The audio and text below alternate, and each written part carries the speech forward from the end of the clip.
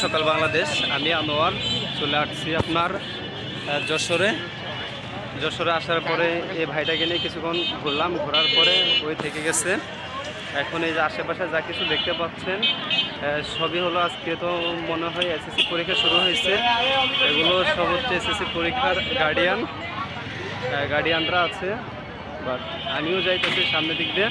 এখন দেখি কোন পর্যন্ত, এদিকে কোথায় যায় সেটা লাল পার্ক না জানো কি একটা পার্ক আছে সামনের দিকে।